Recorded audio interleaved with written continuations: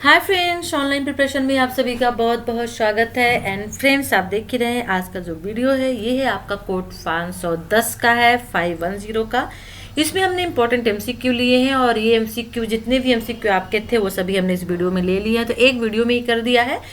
को अगर यूनिट की बात करें तो 5, 6, 7 यूनिट जो आपकी है उसके इस वीडियो में है, और 1 से लेके 4 तक के एक अदर वीडियो डला हुआ है तो उसे आप बात कर लीजिएगा, उसमें है। तो चलिए फिर देख लेते हैं वीडियो। लेकिन उसके पहले यदि आपने चैनल को सब्सक्राइब नहीं किया है, सब्सक्राइब कर लीजिए और साथ में जो बेल आइकन है उसको भी आप ऑन कर लीजिए ताकि जो भी मैं वीडियो डालूँ उसका नोटिफिकेशन आपको मिल जाए। और इसका जो PDF है वो आपको डिस्क्रिप्शन बॉक्स में दे दूंगी लिंक, तो वहाँ से आप डाउनलोड कर लीजिएगा। चलिए फिर देख लेते हैं क्वेश्चंस। तो फ्रेंड्स चलिए पहला क्वेश्चन ले लेते हैं। हमारा जो फर्स्ट क्वेश्चन है वो ट्रू एंड फॉल्स में है कि वार्षिक योजना संपूर्ण पाठ्यक्रम की कई इकाइयों की रूपरेखा व पाठ्यक्रम पूरा करने में आवश्यक समय का निर्धारण है। तो बिल्कुल सही होगा, राइट होगा ये। चलिए अब अगला क्वेश्चन ले लेते हैं और आपको टाइम दूंगी क्योंकि पिछली भी वीडियो मैंने टाइम दिया था, आपने और ज़्यादा टाइम की मांग की है। चलिए मैं आपको ज़्यादा टाइम देती हूँ। क्वेश्चन आप रीड कर लीजिए। करिकुलम शब्द लैटिन भाषा के शब्द क्यूरेर से लिया गया है, जिसका अर्थ क्या है कि करिकुलम शब्द जो है वो लैटिन भाषा के शब्द क्यूरेर से लिया गया है। इसका मतलब क्या है, आपको अर्थ इसका बताना है। पाठ्यक्रम रथ की दौड़, घोड़े की दौड़, हाथी की दौड़। इसका जो राइट आंसर होगा चलिए मैं बता देती हूँ। तो राइट आंसर इसका होगा रथ की दौड़, ठीक है ना। तो इसका जो राइट आंसर होगा वो होगा घा यानी खा, रथ की दौड़। ओके, चलिए अगला क्वेश्चन ले लेते हैं। चलिए नेक्स्ट क्वेश्चन देख लेते हैं। अगला क्वेश्चन है कि निम्नलिखित में से कौन सा पहलू पाठ्यक्रम से संबंधित है। ठीक है, कौन सा पहलू पाठ्यक्रम से संबंधित है। प्रक्रिया, उत्पाद, विषय वस्तु, उपरोक्त सभी। आपको टाइम दे रही हूँ, आप आंसर तब तक गेस कर लीजिए कि कौन सा पहलू है जो पाठ्यक्रम से संबंधित है। आपने गेस कर लिया होगा। चलिए मैं इसका राइट आंसर बता देती हूँ। राइट आंसर होगा घा यानी उपरोक्त सभी। प्रक्रिया, प्रोसेस भी, प्रोडक्ट भी और जो कंटेंट होते हैं वो सभी चीजें जो होती हैं वो पाठ्यक्रम के अंतर्गत आती हैं। ठीक है, चलिए नेक्स्ट क्वेश्चन ले लेते हैं। पाठ्यक्रम के संबंध में कौन सा कथन ठीक नहीं है। पाठ्यक्रम के संबंध में कि पाठ्यक्रम किसी एक विशेष प्रोग्राम के लिए दिए गए सभी कोर्सों से संबंधित है। पाठ्यक्रम नियम निर्धारण करता है। पाठ्यक्रम वर्णनात्मक है या पाठ्यक्रम उद्देश्य निर्धारण करता है। कौन सा जो कथन है वो सही नहीं है। तो देखिए इसका जो राइट आंसर है वो हो जाएगा गा। पाठ्यक्रम वर्णनात्मक है यानी पाठ्यक्रम जो होता है विशेष प्रोग्राम होता है, कोर्सों से संबंधित होता है, नियम निर्धारण करता है, उद्देश्य निर्धारण करता है, लेकिन वर्णनात्मक पाठ्यक्रम होता है, जो ये कथन ठीक नहीं है। ठीक है ना। किसी भी स्तर पर विज्ञान शिक्षण को हम किस किस प्रकार से वर्गीकृत कर सकते हैं। विज्ञान शिक्षण को हम किस प्रकार से वर्गीकृत कर सकते हैं। जांच कौशल का विकास करना, सकारात्मक मनोवृत्ति का पोषण करना, विश्व के जैविक व भौतिक पहलुओं के बारे में वैज्ञानिक ज्ञान प्राप्त करना। उपरोक्त सभी किस स्तर पर विज्ञान शिक्षण को हम वर्गीकृत कर सकते हैं। तो राइट आंसर हो जाएगा उपरोक्त सभी। ओके, अगला क्वेश्चन ले लेते हैं कि निम्नलिखित में से कौन सी अवधारणाएं प्रारंभिक स्तर पर विद्यालय के बच्चों को नहीं सीखना व समझना चाहिए। कौन सी अवधारणाएं हैं जो प्रारंभिक स्तर पर विद्यालय के बच्चों को नहीं सीखना समझना चाहिए। संगठन, कारण और प्रभाव, प्रणालियां, अपरिवर्तन। तो इसका राइट आंसर क्या होगा। इसका जो राइट आंसर है वो होगा घा, अपरिवर्तन। संगठन, कारण, प्रभाव, प्रणालियां ये सीखनी चाहिए, लेकिन जो अपरिवर्तन है वो बच्चों को है नहीं सीखना चाहिए। सही या गलत ले लेते हैं यहाँ पे कि प्रणाली अवधारणा संबंधित व परस्पर क्रिया करने वाले भागों का समूह है जो मिलकर एक स्वतंत्र इकाई बनाते हैं। तो बिल्कुल सही है। और इसी तरह से रिक्त स्थान ले लेते हैं। रिक्त स्थान है कि स्केल अवधारणा का तात्पर्य है डैश एवं डैश से, तो आकार एवं मात्रा से। स्केल अवधारणा का तात्पर्य किससे है, आकार एवं मात्रा से है। अगला क्वेश्चन देख लेते हैं। हमारा जो नेक्स्ट क्वेश्चन है वो है कि निम्नलिखित में से एक प्राकृतिक संसार की सबसे स्पष्ट विशेषता है। प्राकृतिक संसार की सबसे स्पष्ट विशेषता क्या होगी। विभिन्नता, विविधता, संरचना एवं कार्य और परिवर्तन। तो इसका जो राइट आंसर है वो आपका हो जाएगा विविधता। ठीक है ना। प्राकृतिक संसार की सबसे स्पष्ट विशेषता क्या होती है, विविधता, जो हमारे देश में पाई भी जाती है। विविधता है लेकिन उसमें साथ साथ में एकता भी है। तो विविधता में एकता। ठीक है, चलिए अब क्वेश्चन देख लेते हैं। निम्नलिखित वैज्ञानिक अवधारणाओं को उनके उदाहरण से मिलान करना है। जो उदाहरण यहाँ पे दिए हुए हैं तो इनको मिलाना है। पहला ले लेते हैं संगठन, फिर परिवर्तन, विविधता, विभिन्नता। अब इनको आपको मिलाना है। राइट आंसर क्या होगा तो देखिए यहाँ पे देख लेते हैं। संगठन क्या होता है, किस चीज का होता है, तो देखिए पत्तियों को यहाँ पे उनकी विशेषताओं के अनुसार समूहों में बांटना क्या हो जाएगा, संगठन हो जाएगा।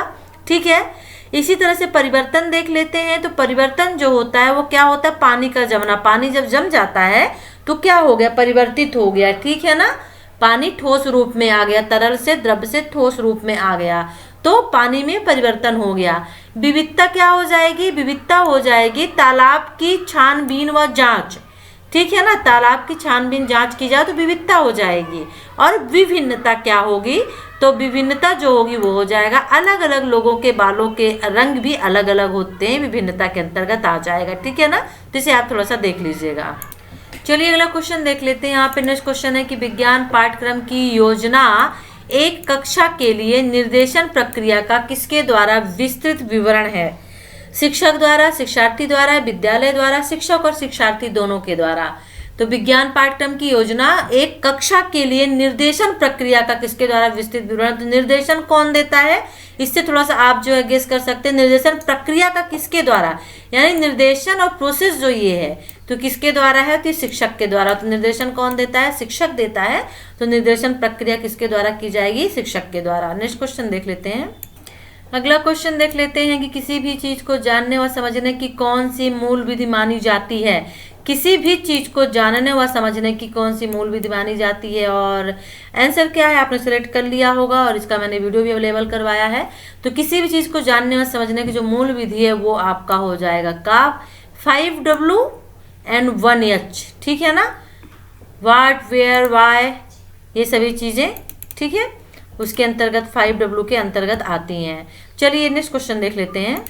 हमारा नेक्स्ट क्वेश्चन है 5W एंड 1H विधि में H क्या है। ठीक है ना, H क्या है अब आपको बताना है। 5W तो हमने बता दिया, वाट, वेयर, वाई, ये क्यों, क्या, कैसे, कब, इस तरह के जो क्वेश्चंस हैं वो 5W में आते हैं।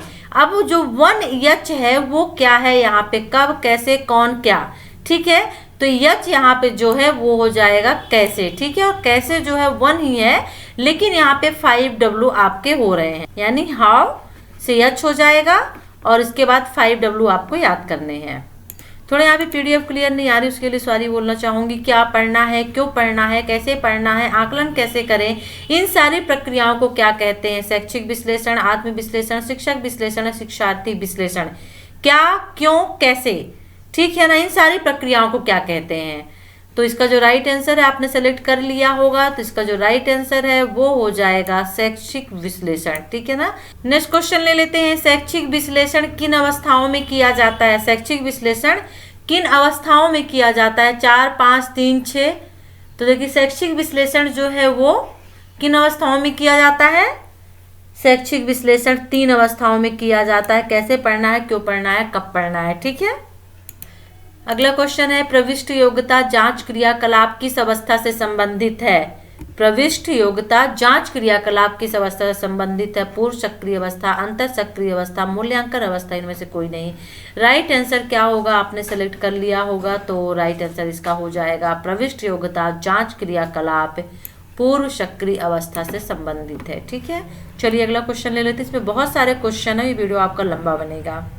अगला क्वेश्चन है कि पाठ्य योजना के पूर्ण चक्र में कितने चरण हैं। पाठ्य योजना के पूर्ण चक्र में कितने चरण हैं, 8, 6, 5, 4। तो इसका जो राइट आंसर है वो हो जाएगा कि पाठ्य योजना के पूर्ण चक्र में 8 चरण हैं। ठीक है, उद्देश्यों का निर्धारण, पाठ की व्यवस्था का निर्धारण किससे संबंधित है।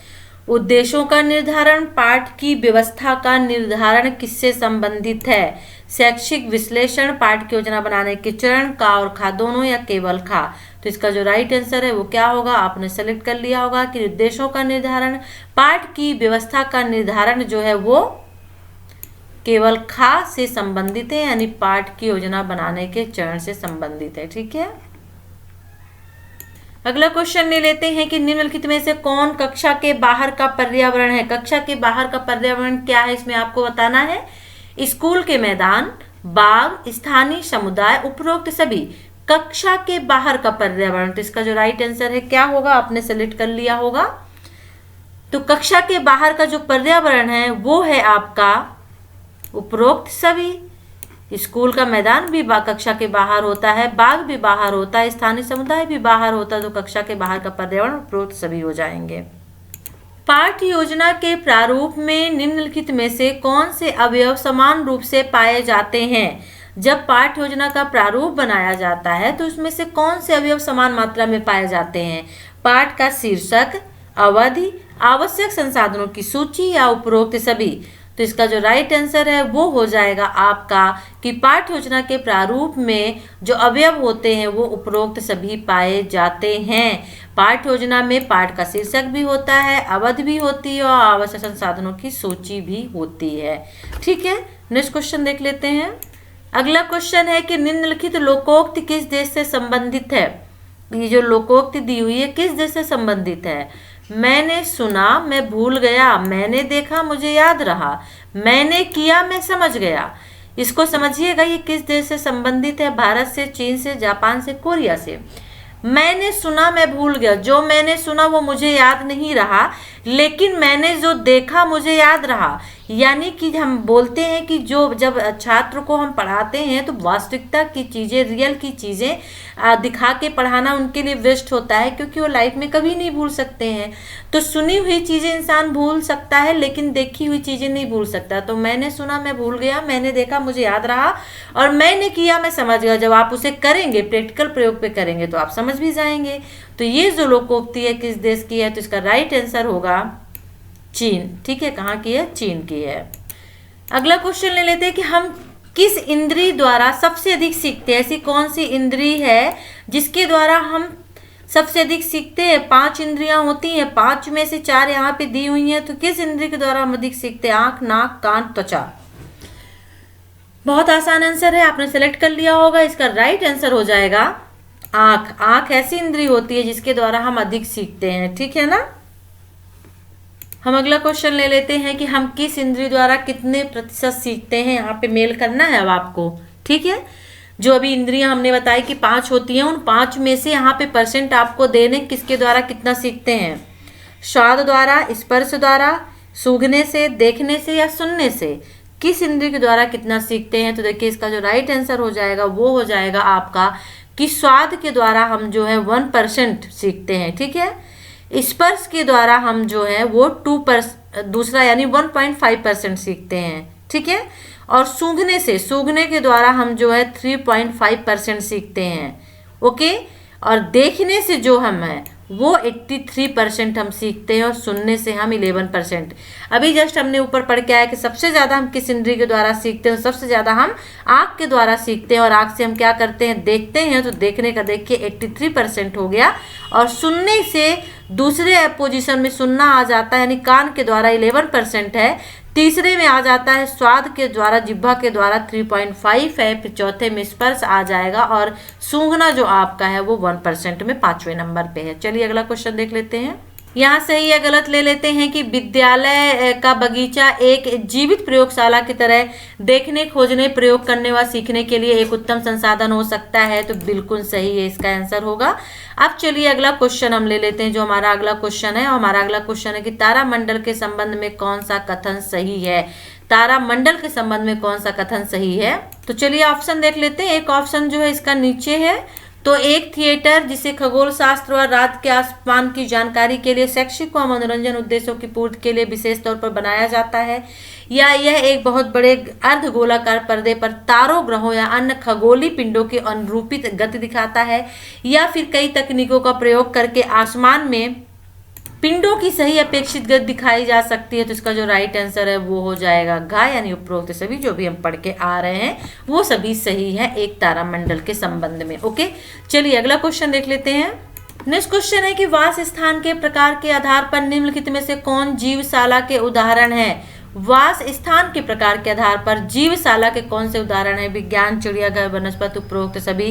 तो देखिए वास स्थान के अगर प्रकार की हम बात करें तो इसका जो राइट आंसर है क्या होगा? आपने सेलेक्ट कर लिया होगा, तो इसका जो राइट आंसर है वो हो जाएगा उपरोक्त सभी, यानी वनस्पति, चिड़िया और विज्ञान, ये सभी जो है वास स्थान के आधार पर जीवशाला के उदाहरण है। अगला क्वेश्चन है, हर्बेरियम के संबंध में कौन सा कथन सही है? हर्बेरियम के संबंध में कौन सा कथन सही है? यह वह स्थान है जहां एकत्र किए गए परिरक्षित पौधों के नमूनों को रखा जाता है, या ये नमूने पूरे पौधे या पौधों के भाग हो सकते हैं। ये सामान्यतः सूखे भाग होते हैं जिन्हें कागज की शीट पर लगाकर या अल्कोहल या किसी और परिरक्षण हो सकता है, या फिर उपयुक्त सभी। हर्बेरियम के संबंध में क्या कौन सा कथन सही है ये आपको यहाँ पे बताना है। तो देखिए इसका जो राइट आंसर है वो हो जाएगा, आपने सेलेक्ट कर लिया होगा, आप साइंस के स्टूडेंट हैं तो आपको पता ही होगा, राइट आंसर होगा उपरोक्त सभी। ओके, यानी हर्बेरियम के संबंध में जो तीनों कथन दिए हुए हैं बिल्कुल सही हैं। ओके, चलिए अगला क्वेश्चन देख लेते हैं। वह कौन सा बंद क्षेत्र है जिसमें पौधे व जंतुओं का अवलोकन करने या अनुसंधान करने के लिए रखा जाता है?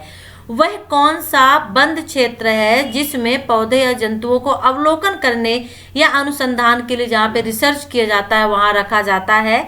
हर्बेरियम, जीवशाला, तारामंडल, इनमें से कोई नहीं। बहुत आसान सा इसका आंसर है और आप तब तक इसको सेलेक्ट करिए। तो इसका जो राइट आंसर है वो हो जाएगा आपका जीवमंडल, जीवशाला। जीवशाला में हम किसको रखते हैं?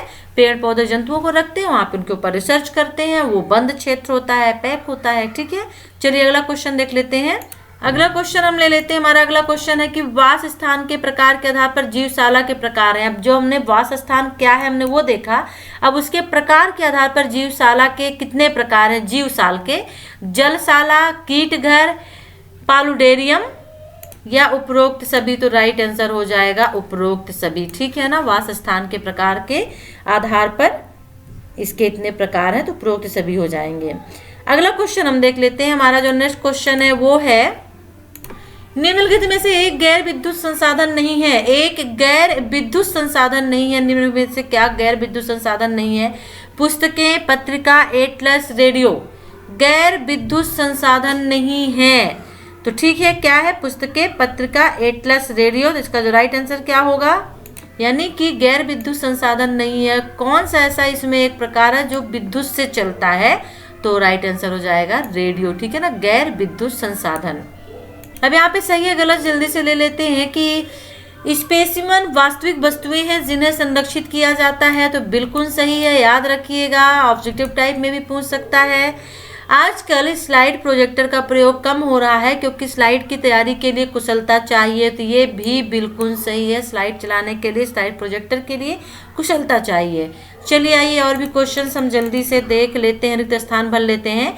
कि कंप्यूटर में तारामंडल का मुफ्त खुला स्रोत है और यह 3D में वास्तविक आकाश दिखाता है डैश। तो जो स्टेलेरियम आपका है वो कंप्यूटर में तारामंडल का मुफ्त खुला स्रोत है और 3D में वास्तविक आकाश दिखाता है। 3D यानी स्टेलेरियम जो है 3D के माध्यम से हम इसको देख सकते हैं। ठीक है, चलिए अब इसी तरह से अगला क्वेश्चन जल्दी से ले लेते हैं और हमारा अगला क्वेश्चन ले लेते हैं। नेक्स्ट क्वेश्चन है कि शिक्षक द्वारा संसाधनों का विवेकपूर्ण प्रयोग उन्हें किस तरह से सहायता कर सकता है? शिक्षक द्वारा संसाधनों का विवेकपूर्ण प्रयोग उन्हें किस तरह से सहायता कर सकता है? शिक्षार्थियों को सक्रिय रूप से प्रतिभागी बनाने में, प्रत्यक्ष उदाहरण देने में, अधिगम को अधिक समय तक स्थायी रखने में, उपरोक्त सभी। शिक्षक द्वारा संसाधनों का विवेकपूर्ण प्रयोग उन्हें किस तरह से सहायता कर सकता है? तो इसका राइट आंसर क्या होगा? आपने सेलेक्ट कर लिया होगा, राइट आंसर होगा घ, यानी उपरोक्त सभी। ये सभी चीजें उन्हें सहायता करती हैं संसाधनों का विवेकपूर्ण उपयोग करने में। अगला क्वेश्चन देख लेते हैं। संसाधनों की चुनाव में क्या मापदंड होने चाहिए? संसाधनों के चुनाव में क्या मापदंड होने चाहिए? उपयुक्तता, स्पष्टता, सरलता, प्रासंगिकता, विशिष्टता या उपरोक्त सभी। संसाधनों के चुनाव में राइट आंसर हो जाएगा उपरोक्त सभी। ओके, चलिए नेक्स्ट क्वेश्चन देख लेते हैं कि परावर्तन के नियम समझाने के लिए शिक्षिका कक्षा में कौन से अधिगम क्रियाकलाप करवा सकती है? यदि आप बच्चों को क्लास में परावर्तन का नियम समझा रहे हैं तो उसमें कौन सा आप क्रियाकलाप करवाएंगे? चाक बोर्ड पर चित्र बनाकर या चार्ट दिखाकर समझाना, या नियम को सिद्ध करने के लिए प्रयोग का प्रदर्शन करके शिक्षार्थियों को प्रदर्शन का अवलोकन करने के लिए कहना, यह शिक्षार्थियों को कहना कि वे स्वयं प्रयोग करके नोट करें और परिणामों की पुष्टि करें, या फिर उपरोक्त सभी। कौन सा क्रियाकलाप आप करवाएंगे यदि आप परावर्तन का नियम बच्चों को पढ़ा रही हैं? इसका राइट आंसर हो जाएगा उपरोक्त सभी। ओके, क्या हो जाएगा? उपरोक्त सभी जितने क्रियाकलाप है हम ये करवाएंगे क्लास में परावर्तन के नियम पढ़ाने के लिए। चलिए यहाँ पे सही है गलत ले लेते हैं कि शिक्षण अधिगम के संदर्भ में उद्देश्य शिक्षण प्रक्रिया के प्राप्त लक्ष्य है। बिल्कुल सही है। रिक्त स्थान, शिक्षा व्यक्तित्व के समग्र विकास के लिए है और इसका अर्थ है मस्तिष्क और डैश का संतुलन। तो शिक्षा व्यक्तित्व के समग्र विकास के लिए है और इसका अर्थ है मस्तिष्क, हृदय, हाथ का संतुलन और विकास, संतुलित विकास, सॉरी, ठीक है। तो शिक्षा व्यक्तित्व के समग्र विकास के लिए और इसका अर्थ है कि मस्तिष्क, हृदय और हाथ का संतुलित विकास। अगला क्वेश्चन हम ले लेते हैं। जो हमारा नेक्स्ट क्वेश्चन है वो है कि बोधात्मक क्षेत्र में निम्नलिखित में से कौन से उद्देश्य आते हैं? बोधात्मक क्षेत्र में निम्नलिखित में से कौन से उद्देश्य आते हैं? ज्ञान का स्मरण करने में, ज्ञान का पहचान करने, बौद्धिक क्षमताओं का विकास करना, उपरोक्त सभी। राइट आंसर क्या होगा? जल्दी से आप सेलेक्ट कर लीजिए। बोधात्मक क्षेत्र की बात चल रही है तो बोधात्मक क्षेत्र में ये तीनों चीजें आती हैं, मतलब राइट आंसर हो जाएगा उपरोक्त सभी। ज्ञान का स्मरण करने, ज्ञान पहचान करने, बौद्धिक क्षमताओं का विकास करना, ठीक है। निम्नलिखित में से एक क्रिया कौशलात्मक क्षेत्र के अंतर्गत नहीं आता है। कौन सी क्रिया है जो कौशलात्मक क्षेत्र के अंतर्गत नहीं आती है? अनुकरण करना, विश्लेषण करना, उच्चारण करना और हस्त कौशल। कौन सी क्रिया कौशलात्मक क्षेत्र के अंतर्गत नहीं आती है? और ऑप्शन आपके सामने है, आप तब तक आंसर इसको सेलेक्ट करिए। तो कर लिया होगा। इसका जो राइट आंसर है वो होगा कौशलात्मक क्षेत्र के अंतर्गत जो है विश्लेषण करना नहीं आता है। अनुकरण करना ये भी एक कौशल होता है, नकल करना, उच्चारण करना भी कौशल है, हस्त कौशल तो है ही है। विश्लेषण करना जो होता है ये कौशलात्मक क्षेत्र के अंतर्गत नहीं आता है। ओके, निम्नलिखित में से किस क्षेत्र के वे उद्देश्य आते हैं जो ज्ञान का स्मरण करने या बौद्धिक क्षमताओं के विकास से संबंधित है? कौन से वे उद्देश्य आते हैं, ठीक है ना, जो ज्ञान का स्मरण करने या बौद्धिक क्षमताओं के विकास से संबंधित होते हैं? भावात्मक क्षेत्र, कौशलात्मक क्षेत्र, बोधात्मक क्षेत्र, इनमें से कोई नहीं। आंसर आपने सेलेक्ट कर लिया होगा। चलिए मैं बता देती हूँ कि ज्ञान का स्मरण करने और बौद्धिक क्षमताओं के विकास से संबंधित ऐसे कौन से क्षेत्र में वे उद्देश्य आते हैं? राइट आंसर होगा बोधात्मक क्षेत्र में, ठीक है ना। क्वेश्चन को समझिएगा, ज्ञान का स्मरण करने और बौद्धिक क्षमताएं, इसको बस आप याद रखिए माइंड में। इतना याद रखेंगे तो इससे संबंधित अगर ज्ञानात्मक भी आता, मान लीजिए यहाँ पे बोधात्मक नहीं है, ज्ञानात्मक क्षेत्र होता, तब भी आपका आंसर राइट होता, सही होता, ठीक है। बौद्धिक क्षेत्र में संशोधित वर्गीकरण में किन दो आयामों को लिया जाता है? बौद्धिक क्षेत्र में संशोधित वर्गीकरण में किन दो आयामों को लिया गया है? ज्ञान तथा बौद्धात्मक प्रक्रिया का आयाम, मूल तथा ग्रहण प्रक्रिया का आयाम, परिशुद्धता तथा सूक्ष्मता का आयाम, सृजन तथा लक्ष्य वर्णन का आयाम। अब आपको बताना है कि बौद्धिक क्षेत्र में संशोधित वर्गीकरण में किन दो आयामों को लिया गया है। इसका जो राइट आंसर है वो आपका हो जाएगा ज्ञान तथा बौद्धात्मक प्रक्रिया का आयाम, ठीक है ना। फिर क्वेश्चन समझिएगा, बौद्धिक क्षेत्र पूछ रहा है, हमने अभी जस्ट बताया बौद्धिक क्षेत्र यानी ज्ञान या बौद्ध दो से संबंधित कोई भी चीजें आए आपको सीधे उस पर टिक लगा देना है, ठीक है। चलिए फिर इन द ब्लैंक्स ले लेते हैं। शिक्षा डैश के समग्र विकास के लिए, शिक्षा व्यक्तित्व के समग्र विकास के लिए, ठीक है ना। इसे ऑब्जेक्टिव टाइप में भी पूछ सकता है। अगला क्वेश्चन ले लेते हैं, निम्नलिखित में से कौन सा आयाम बौद्धिक प्रक्रिया आयाम से संबंधित नहीं है? अभी पूछा था कौन सा आयाम बौद्धिक प्रक्रिया आयाम से संबंधित है, अब पूछ रहा है कौन सा आयाम बौद्धिक प्रक्रिया आयाम से संबंधित नहीं है? तथ्य आधारित ज्ञान, स्मरण, समझना या प्रयोग करना। तो देखिए इसका जो राइट आंसर है वो क्या होगा, आपने सेलेक्ट कर लिया होगा। इसका जो राइट आंसर है वो होगा तथ्य आधारित ज्ञान, ठीक है। तथ्य आधारित जो ज्ञान होते हैं ये बौद्धिक प्रक्रिया आय में संबंधित नहीं है। स्मरण करना, समझना, प्रयोग करना, ये सभी माइंड से रिलेटेड होती हैं, ठीक है। चलिए अब यहाँ पे रिक्त स्थान ले लेते हैं कि क्षेत्र में वे उद्देश्य शामिल है जिनका संबंध रुचि, मनोवृत्ति और मूल्यों के परिवर्तन से है। तो कौन से क्षेत्र होते हैं? तो भावात्मक क्षेत्र में वे उद्देश्य शामिल है जिनका संबंध रुचि, मनोवृत्ति और मूल्यों के परिवर्तन से होता है, ठीक है। यह क्वेश्चन पूछ सकता है कि किनका संबंध रुचि, मनोवृत्ति और मूल्य जो है ये किनसे संबंधित है? तो फिर आपको भावात्मक क्षेत्र पे टिक करना होगा। अगला क्वेश्चन देख लेते हैं। हमारा अगला क्वेश्चन है, उपकरणों को ढंग से पकड़ना, दिए गए द्रव्य का आयतन, परिशुद्धता, से मापना, एक सफाई से चित्र बनाना, ये सब डैश क्षेत्र के अंतर्गत आते हैं, तो कौशलात्मक क्षेत्र के अंतर्गत आते हैं। अगला क्वेश्चन ले लेते हैं। हमारा जो नेक्स्ट क्वेश्चन है वो है कि किस क्षेत्र से संबंधित उद्देश्य वैज्ञानिक दृष्टिकोण का विकास या सौंदर्यभूत विकास के लिए लंबा समय लेते हैं। किस क्षेत्र से संबंधित उद्देश्य वैज्ञानिक दृष्टिकोण का विकास या सौंदर्यभूत विकास के लिए लंबा समय लेते हैं। भावात्मक क्षेत्र, बौद्धात्मक क्षेत्र, कौशलात्मक क्षेत्र, इनमें से कोई नहीं। क्वेश्चन समझिए क्या पूछ रहा है। वैज्ञानिक दृष्टिकोण का विकास या सौंदर्यानुभूत विकास के लिए, तो हो जाएगा बौद्धात्मक क्षेत्र। ठीक है, चलिए नेक्स्ट क्वेश्चन देख लेते हैं कि किसी परीक्षार्थी का सही मूल्यांकन करने के लिए किस प्रकार के मूल्यांकन का प्रयोग किया जाता है। किसी परीक्षार्थी का या शिक्षार्थी का सही मूल्यांकन करने के लिए किस प्रकार के मूल्यांकन का प्रयोग किया जाता है।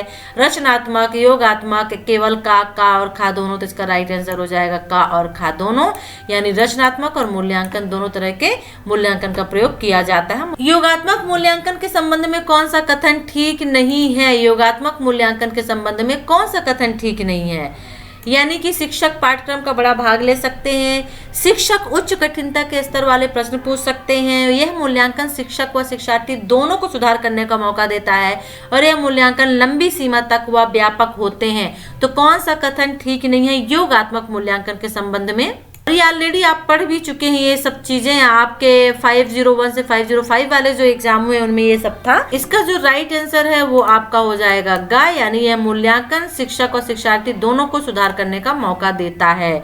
ठीक है, अगला क्वेश्चन देख लेते हैं। निम्नलिखित में से कौन सा मूल्यांकन शिक्षार्थी का संपूर्ण चित्र दिखाने में सहायक है। कौन सा मूल्यांकन शिक्षार्थी का संपूर्ण चित्र दिखाने में सहायक है। योगात्मक मूल्यांकन, रचनात्मक, आंतरिक के सतत मूल्यांकन। देखिए इसका जो राइट आंसर है वो हो जाएगा आंतरिक मूल्यांकन। भारत सरकार का एक नया कानून है कि 6 से 14 वर्ष की आयु के सभी बच्चों के लिए निःशुल्क एवं अनिवार्य शिक्षा। यह नियम पूरे देश में कब लागू किया गया है। आप तो शुरू से पढ़ते आ ही रहे हैं, इसका आंसर आपको पता ही होगा। तो ये जो नियम है यानी कि सर्व शिक्षा अभियान कब लागू किया गया। 6 से 14 वर्ष की आयु के सभी बच्चों के लिए न पूछ के सर्व शिक्षा अभियान पूछ सकता है, तो ये है 1 अप्रैल 1910 में लागू किया गया।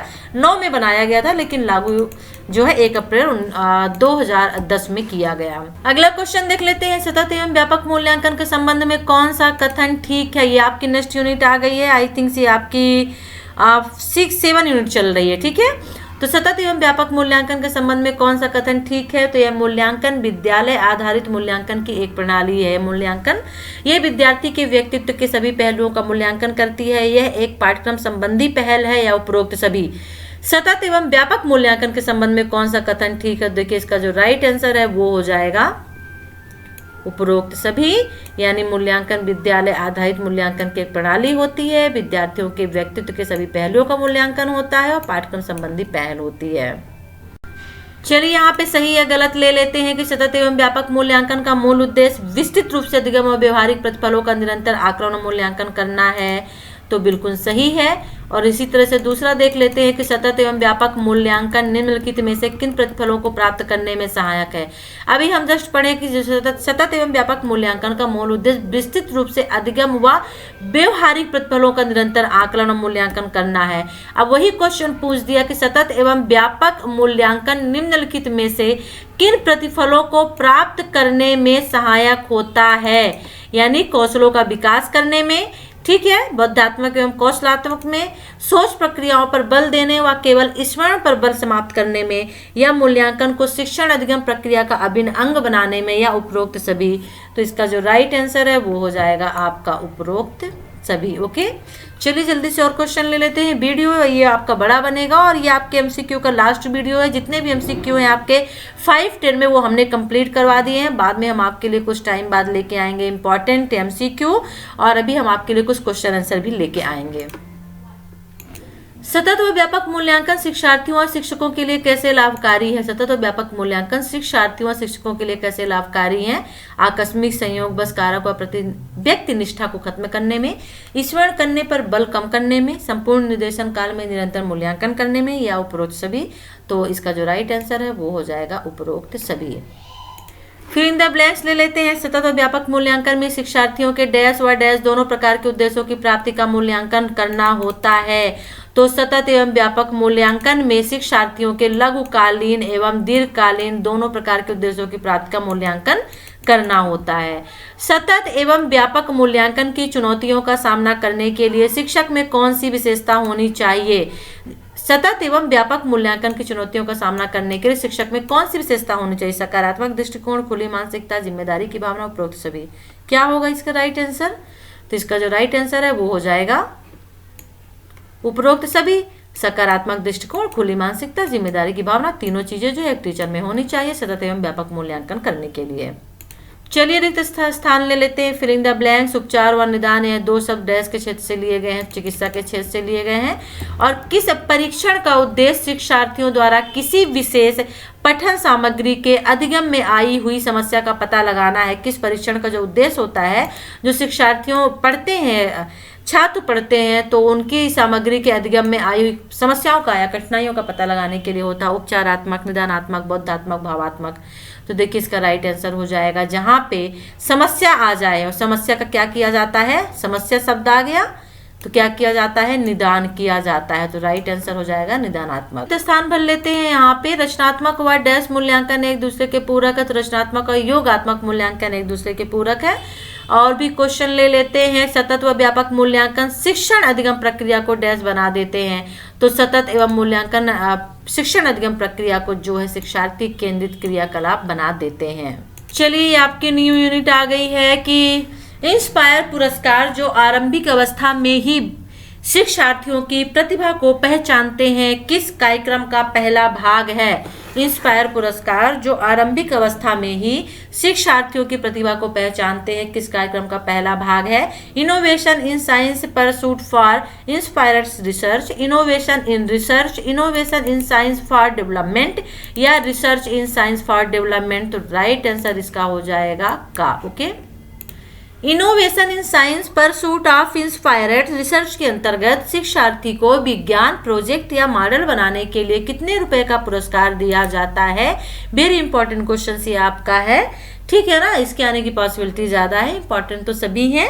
तो 4000, 5000, 3000, 10,000।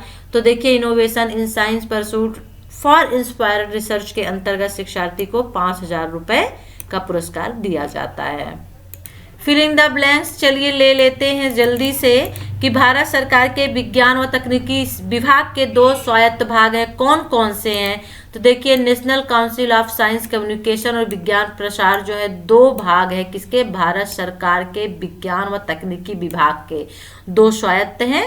पहला है national council of science communication, दूसरा है विज्ञान प्रसार। ओके, सही है गलत देख लेते हैं कि innovation in science pursuit for inspired research का मुख्य उद्देश्य सृजनात्मकता और नवाचार को बढ़ावा देना है। तो बिल्कुल सही है इसका आंसर, तो ये बिल्कुल सही है। राष्ट्रीय बाल विज्ञान कांग्रेस के संबंध में कौन सा कथन सही है? राष्ट्रीय बाल विज्ञान कांग्रेस के संबंध में कौन सा कथन सही है? तो इसका जो राइट आंसर है मैं बता देती हूँ, उपरोक्त सभी। यानी कि ये NCSTE नेटवर्क का एक माना हुआ प्रोजेक्ट है। इस क्रियाकलाप में 12 से 17 वर्ष तक की आयु का बच्चा भाग ले सकता है और बच्चे ने चाहे औपचारिक शिक्षा ग्रहण की हो या ना की, इस क्रियाकलाप में भाग ले सकता है। तो ये सभी हो जाते हैं राष्ट्रीय बाल विज्ञान कांग्रेस के संबंध में। किसके अनुसार सच्ची शिक्षा वह है जो बच्चों के आत्मिक, बौद्धिक व शारीरिक पहलुओं का विकास व निर्वारे विकास करे? महात्मा गांधी, विनोबा भावे, डॉक्टर राजेंद्र प्रसाद या आइंस्टीन? तो देखिए राइट आंसर इसका हो जाएगा महात्मा गांधी ने ये कथन कहा है। किसी भी वैज्ञानिक संकल्पना को पढ़ाते हुए किन बिंदुओं पर ध्यान देना चाहिए? किसी भी वैज्ञानिक संकल्पना को पढ़ाते हुए किस बिंदुओं पर ध्यान देना चाहिए? पाठ्यक्रम की विषय वस्तु, शिक्षार्थी का स्तर, सामग्री की उपलब्धता, उपरोक्त सभी। राइट आंसर होगा उपरोक्त सभी। जब हम कोई भी वैज्ञानिक संकल्पना को पढ़ाते हैं तो पाठ्यक्रम की विषय वस्तु को, शिक्षार्थी के स्तर को, सामग्री की उपलब्धता, इन सभी पे ध्यान देना चाहिए। सही या गलत देख लेते हैं। शिक्षार्थियों की विज्ञान में रुचि को प्रभावित करने में कई कारकों में से एक बड़ा कारक है विज्ञान पढ़ाने का ढंग। बिल्कुल सही है। फिलिंग द ब्लैंक्स, पारंपरिक विज्ञान निर्देशन अक्सर डैश डैश व रटने तक की सीमित रहते हैं। तो पारंपरिक जो विज्ञान निर्देशन होते हैं अक्सर पढ़ने व लिखने तक की सीमित होते हैं। नेक्स्ट क्वेश्चन ले लेते हैं कि जांच आधारित विज्ञान प्रशिक्षार्थियों को कौन से अवसर प्रदान करता है? जांच आधारित जो विज्ञान होता है वो शिक्षार्थियों को कौन से अवसर प्रदान करता है? खोजने, ढूंढने, अनुसंधान, उपरोक्त सभी। जांच आधारित, जांच का मतलब क्या होता है? जांच का मतलब खोजना भी होता है, ढूंढना भी होता है, अनुसंधान भी होता है। तो राइट आंसर क्या हो जाएगा? उपरोक्त सभी। विज्ञान शिक्षक निम्नलिखित में से किन तरीकों से पठन सामग्री को शिक्षार्थियों की रुचियों के साथ जोड़ सकते हैं? विज्ञान शिक्षक जो है वो किन तरीकों से पठन सामग्री को शिक्षार्थियों की रुचियों के साथ जोड़ सकते हैं? ऑप्शन आपके सामने नीचे दिए हुए हैं, तो इसका चलिए मैं राइट आंसर बता देती हूँ। इसका जो राइट आंसर है वो हो जाएगा उपरोक्त सभी। ठीक है ना? निम्नलिखित में से कौन सी शाखा चिकित्सा से संबंधित नहीं है? कौन सी शाखा चिकित्सा से संबंधित नहीं है? Allopathy, computer, homeopathy, Ayurvedic. बहुत आसान है। कंप्यूटर जो है चिकित्सा से संबंधित नहीं है। ये तीनों चीजें जो चिकित्सा से संबंधित हैं। विद्यालय में कंप्यूटरों का प्रयोग करने का आरंभ करने के लिए किस वर्ष क्लास प्रोजेक्ट चलाया गया? यानी विद्यालय में कंप्यूटर के माध्यम से पढ़ाया जाए, कंप्यूटरों का प्रयोग किया जाए, तो उसे क्लास प्रोजेक्ट कहते हैं। वो कब चलाया गया? 1991, 1987, 1983, 1980। इसका राइट आंसर हो जाएगा 1980 में। ठीक है। कृत्रिम उपग्रह एडुसेट को अंतरिक्ष में कब छोड़ा गया? कृत्रिम जो उपग्रह एडुसेट है इसको अंतरिक्ष में कब छोड़ा गया था? तो इसका जो राइट आंसर है सितंबर 2004 में छोड़ा गया। ओके, कब? सितंबर 2004 में। तो फ्रेंड्स ये थे आपके इम्पोर्टेंट MCQ जो आपके कोर्स से लिए गए हैं। और इसमें अगर मैं यूनिट की बात करूं तो इसमें यूनिट आपकी जो है वो है 5, 6 एवं 7 यूनिट को हमने ले लिया है। और एक तरह से जो आपका MCQ है वो बिल्कुल फिनिश्ड हो चुका है। बाद में हम आपके लिए मोस्ट इंपॉर्टेंट MCQ लेके आएंगे जो वेरी इंपॉर्टेंट होंगे। इसका PDF जो है मैं डिस्क्रिप्शन बॉक्स पे दे दूंगी, तो आप वहां से इसको डाउनलोड कर लीजिएगा। और आज का वीडियो ऑलरेडी बहुत लेंदी हो गया है, लेकिन जो आपका MCQ है वो भी आपका हो चुका है। अब आपके लिए हम क्वेश्चन आंसर लेके आएंगे। तो वीडियो अच्छा लगे तो लाइक करिए, शेयर करिए और कमेंट्स करिएगा। चैनल को सब्सक्राइब नहीं किया है तो सब्सक्राइब कर लीजिए। चलिए फिर नेक्स्ट वीडियो के साथ हम आपसे फिर मिलते हैं। तब तक के लिए टेक केयर, बाय।